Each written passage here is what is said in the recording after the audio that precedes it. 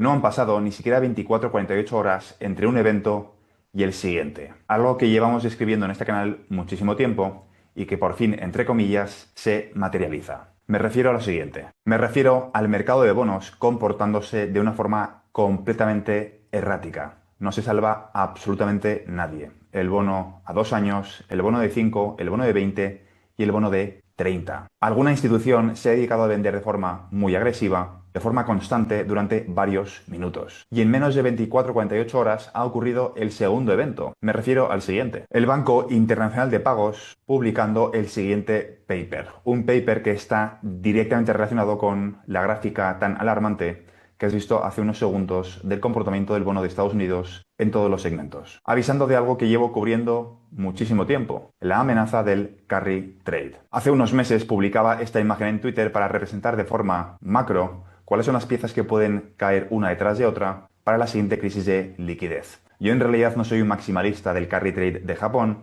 de lo que soy maximalista en realidad es de una crisis de liquidez. Falta liquidez en el sistema financiero, es un juego de sillas musicales que he cubierto muchas veces, y esta élite internacional tiene distintas palancas para hacer que pasemos hacia un sistema financiero basado en tecnologías de contabilidad distribuida bajo distintos pretextos, con distintas excusas. Y una de esas excusas es el carry trade, pero hay varias palancas y puede que algunas de ellas estén conectadas y otras no. Realmente desconocemos el alcance de cómo de conectado están todos esos problemas. Pero lo que sí que es cierto es que los problemas están apareciendo de forma simultánea a la vez. Lo que sí que es realmente llamativo es que el Banco Internacional de Pagos decida, y realmente es casualidad, pero el timing es muy llamativo, que el Banco Internacional de Pagos decida publicar justo este paper hablando de las amenazas del carry trade 2 días después de que se produzcan los problemas en el mercado de bonos de Estados Unidos. Es decir, no es una teoría, es una realidad. Básicamente la idea que quiere transmitir este documento es que la respuesta del tipo de cambio a los anuncios de política monetaria no es uniforme, sino que básicamente depende del estado del mercado y específicamente del nivel de apalancamiento especulativo previo. No voy a explicar en este vídeo, que ya lo he cubierto en el pasado, en qué consiste el carry trade, pero básicamente el riesgo del carry trade existe porque el margen de beneficio deja de ser rentable o el negocio básicamente deja de ser atractivo. Y esto se produce porque o Estados Unidos decide bajar los tipos o porque Japón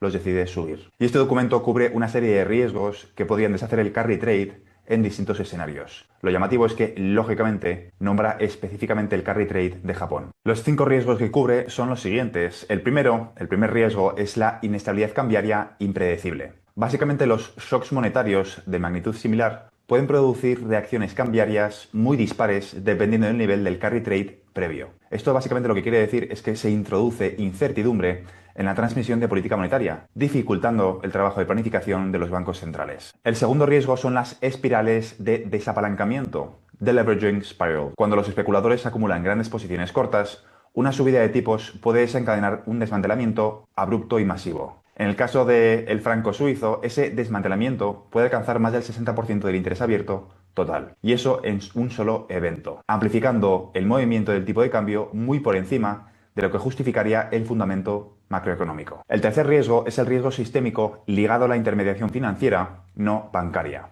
Es decir, los hedge funds y otros inversores están apalancados y pueden magnificar los efectos de la política monetaria de forma no lineal. Y este documento cubre específicamente el creciente peso de las instituciones financieras no bancarias que añaden incertidumbre al canal de transmisión. ¿Te suena la burbuja del crédito privado? El cuarto riesgo que cubre este documento es el riesgo de contagio o de turbulencias de mercado. Se mencionan específicamente episodios históricos como el Quant Meltdown de agosto del año 2007, la crisis de deuda soberana del año 2010 y las turbulencias de agosto del año 2024, con los ejemplos de precisamente el carry trade de Japón deshaciéndose. Y el quinto riesgo son las señales o el riesgo de las señales erróneas para los modelos de previsión. Si los modelos de tipo de cambio no incorporan el nivel de apalancamiento especulativo, es decir, el nivel real de apalancamiento, sus previsiones pueden ser sistemáticamente incorrectas, especialmente en momentos de alta actividad del carry trade. Es decir, básicamente que los bancos centrales no se encuentran en posición de poder analizar de forma correcta cómo de grave es el problema. O dicho de otra forma, el riesgo principal es que el carry trade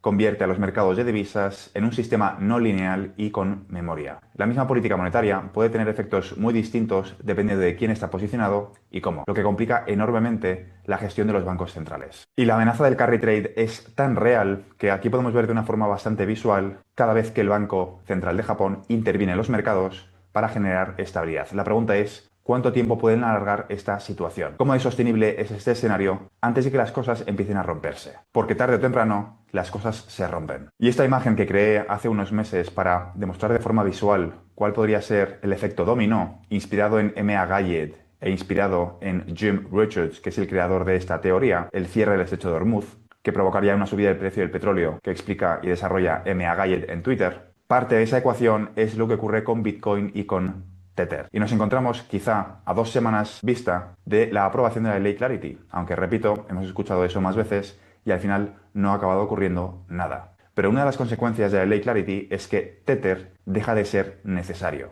Si Tether deja de ser necesario, si USDT deja de ser necesario, porque ahora todos los bancos comerciales pueden lanzar sus propias monedas estables a literalmente todo el mundo, Apple va a poder lanzar su moneda estable de forma global. Lo que ocurre es que el mercado de bonos o la deuda americana que se colocaba antes en USDT ahora tiene salida, y tiene salida en otros players. Con lo cual, USDT es sacrificable. Si USDT es sacrificable y sufre un depeg, ya sabemos que Bitcoin se encuentra en problemas. Y por primera vez nos encontramos con un nuevo escenario bastante contradictorio. Michael Saylor rompiendo su regla, la regla número 1 de compras Bitcoin y la regla número 2 de que no vendes Bitcoin. El historial de Michael Saylor explicando en público e inspirando confianza en sus inversores de que la estrategia consistía en no vender Bitcoin, ahora resulta que dice lo contrario. Y es muy contradictorio, o es bastante llamativo, o es casi irónico, que la persona encargada de gestionar un mecanismo que rompe precisamente con la necesidad de confiar en otras personas, está rompiendo él mismo la confianza de sus inversores, llevando la contraria a sus propias políticas. Quizá la excusa perfecta para que, en una crisis de liquidez, Estados Unidos intervenga Strategy y lo nacionalice.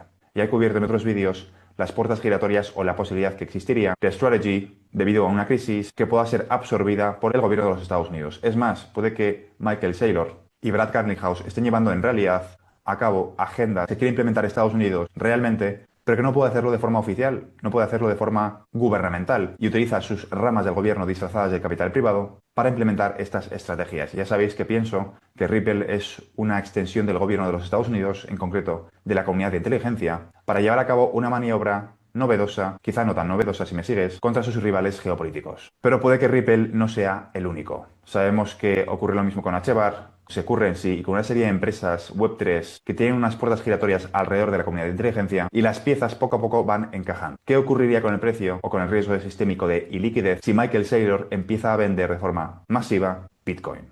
Y de forma simultánea vemos un depeg porque la ley Clarity se ha aprobado. ¿Qué ocurriría con Tether si de repente Estados Unidos decide imponer sanciones post-Clarity, después de que se apruebe Clarity, impone sanciones contra compañías como USDT porque son el mecanismo preferido de Irán? Suena a ciencia ficción, como hace meses cuando decíamos que la posibilidad del cierre del estrecho de Hormuz era real, parecía ciencia ficción hasta que dejaba de ser ciencia ficción. Este tipo de comportamiento no es normal. Ver esas velas tan agresivas minuto tras minuto durante varios minutos no es normal. Y todo esto mientras Deutsche Bank explica que su previsión para el año 2031 es que el oro llegue a los $8.000 la onza, una cifra mucho más baja que la predicción de Jim Richards, que cree que en torno al año 2027 nos encontraremos con la onza de oro a $10.000. Desde luego nos ha tocado vivir una etapa que no es normal. Lo que estamos viviendo no es un ciclo económico normal, es un cambio de era. Y las señales están ahí para el que quiere verlas. Y quizá nos encontremos con el escenario de que el carry trade sea la palanca preferida, la palanca escogida para una migración rápida del sistema financiero hacia tecnologías de contabilidad distribuida. Las señales, repito, están ahí para el que quiere verlas. Otra cosa es que nos guste más o nos guste menos, o no nos guste el concepto de que nos va a tocar vivir un periodo de transición volátil, lleno de oportunidades, pero también lleno de destrucción para aquel que no entienda qué está ocurriendo. O dicho de otra forma, para aquel que tenga como preferencia guardar su dinero, su poder adquisitivo en fiat, guardar su riqueza en formato fiat. Algo que es, sin duda, extremadamente desaconsejable en los tiempos que corren. Por eso muchísimos asesores están recomendando cambiar tu portfolio tradicional de 60-40 a 60 equities, 20% bonos y 20% metales preciosos. Después de lo que ha ocurrido hace 24-48 horas y después del aviso del Banco Internacional de Pagos, específicamente hablando del carry trade de Japón de agosto del año 2024, ese escenario se puede volver a repetir en las próximas semanas. Y el dumping que están haciendo ahora con el mercado de bonos de Estados Unidos es otra señal más. Tenemos el precio del petróleo subiendo por culpa de la crisis de Hormuz, el mercado de bonos en peligro la ley Clarity a punto de hacer implosionar a Tether, Michael Saylor vendiendo Bitcoin y los bancos que evitaban hablar del oro hablando abiertamente de que el oro va a llegar tarde o temprano a los $8.000 la onza. Tenemos a las principales instituciones hablando de tokenizar absolutamente todo y la pregunta no es si esta transición va a ocurrir o no, sino cuánto tiempo queda. Quiero que te quedes con esta imagen. Estas gráficas son The Canary in the Coal